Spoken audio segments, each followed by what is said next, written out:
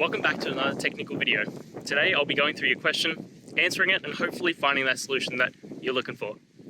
Guys, remember to stay just a little bit crazy like me, and hopefully you work through that resolution.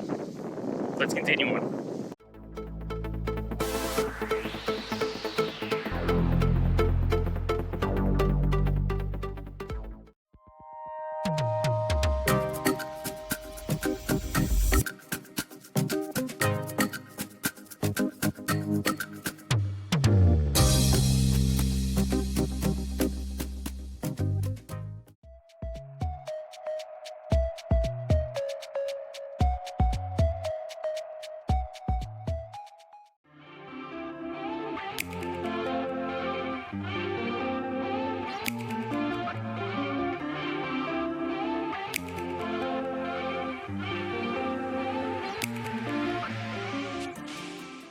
I hope that video helped find the resolution you're looking for. If it did, guys, I'd appreciate it if you could hit subscribe.